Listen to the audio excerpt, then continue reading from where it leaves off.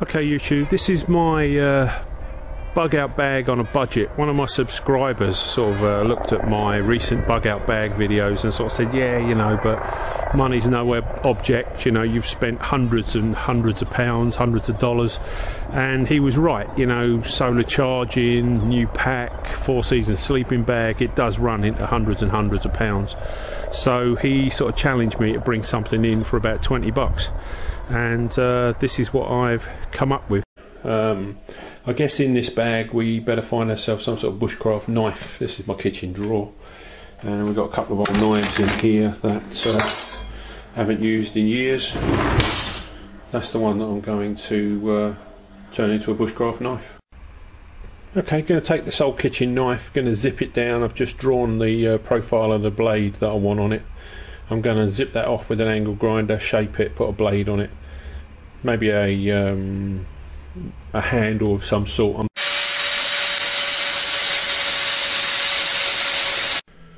I'm using an old bit of bicycle inner tube, a bit of Corex, which is just corrugated plastic, and then I'm just going to glue it and tape it together. Show you when I finish. Let's start with the pack. You know, this is just an old pack. It's a 30 litre day sack, really, 35 I think it is, but I bought it at a sort of church bazaar, if you like. That red patch was a tear, you know, quite an extensive tear, and all I've done is got a little bit of red nylon that I had an old tent in, cut a patch on the inside and the outside, glued it in place, and then went over it with a sewing machine. It's now completely serviceable. This was my original air marker panel. It's just a bright orange tabard, really, an old one that I stitched together, scribbled help on it with a crayon. You know, if you're in trouble, mate, that's got to be better than nothing.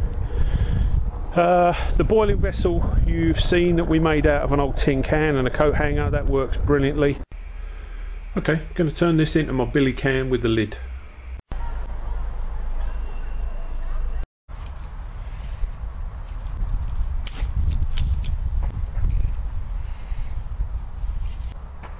A few cotton wool balls with a drop of Vaseline in it. That's what we're going to light our fire with. What I'm going to do is put one of my homemade fire lighters, which is a pine cone, cardboard, wax, just in a bit of paper from a egg box. Think of it more as a kind of candle bomb, I suppose. What it does is it really gets it going, you know, pretty much straight away. It's highly unlikely to go out now. I'm going to check out our new boiling vessel, see if we can bring some water up to the boil over our stove. Okay YouTube, if you want to know whether you've got a rolling boil or not, it's best with a piece of metal, but you can use a stick.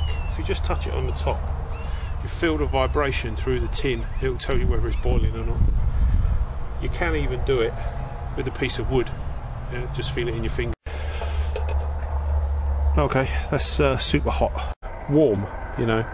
Got a little tiny frying pan. Again, I bought that at a church jumble sale, so I guess you might call them maybe garage sales or something like that, but here people donate things to the local church, and other people go and buy them.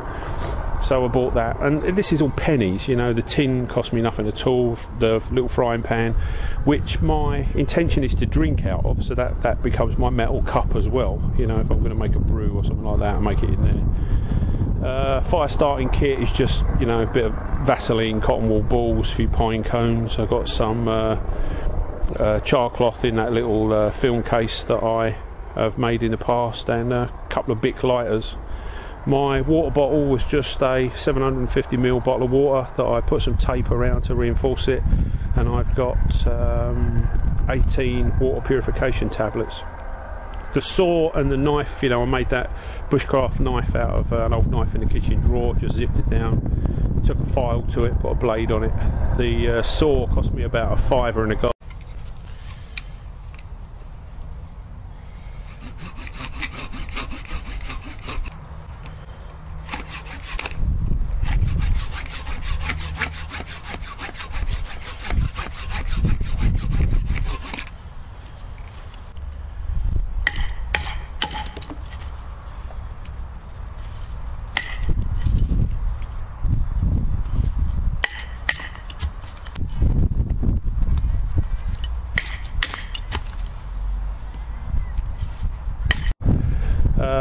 got a beans and bacon in tomato sauce. You know, it's a kind of ready meal really. It's in a foil bag, so again all I need to do is to light a fire, lay the bag on or near the fire, maybe put it in the embers. Don't need anything to cook it in, zip it open. Bag of soups and hot drinks and some trail mix.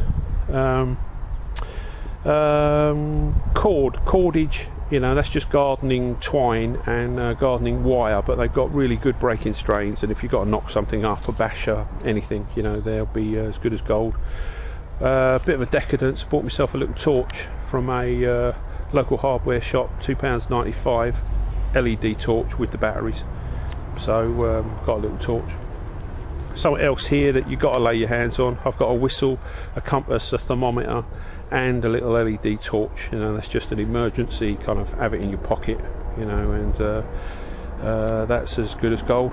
The multi-tool that you see there, believe it or not, I bought a couple of shirts years and years and years ago, and you know, in one of these kind of, I don't know, not a designer store but in a high street store, and they were giving away multi-tools. It's not the greatest thing in the world, you know, it's certainly not a Leatherman or anything like that, but that was free, and it's got the obvious kind of penknives and screwdrivers and all that in the handle. And then I'm going to light this up for you, but this is my little alcohol stove. The little bottle is methylated spirits, got a lighter, got a little tin. In the tin I've put a bit of insulating felt out of the loft, and the metal off of an old sieve that was ripped, and so pour the alcohol in, light the alcohol. It's an emergency little alcohol stove. It's as good as gold, cost me nothing. Hat and gloves. I've got an old woolen hat there and a head over, haven't got any gloves. That is my tarp. It's just a polythene 8x4 tarp, and this is the sleeping bag that I've managed to lay my hands on. It's about a 2-season sleeping bag, but my plan is to got a Green Army survival bag that was £3, so $4.50. So the plan there is to put the sleeping bag inside the survival bag and get in it, you know, if it's raining, if the weather's bad, if you're not able to get yourself in the dry. But the other way to use that bag is to fill it up with grass, leaves, you know, so fill the whole thing up. It's 3 foot wide, 7 foot long. Fill it up much like I did in my urban survival video part 2. You know, I slept on sacks full of old leaves, you know, and what you're doing is you're making a mattress, you're keeping yourself off the ground. So that's one way to use it, like a mattress. Or, you know, if it's push comes to shove, you get in your sleeping bag, you put your sleeping bag inside your survival bag. Bear in mind that you can't put your head inside the bag or your face. If you do, all you're doing is filling the bag up with more. Okay, that's what your sleeping bag looks like inside your survival bag. And okay, YouTube, let's just light up this homemade burner for you. Some insulation out of the loft in the bottom, and here is a couple of layers of just steel mesh that I've taken out of an old sieve.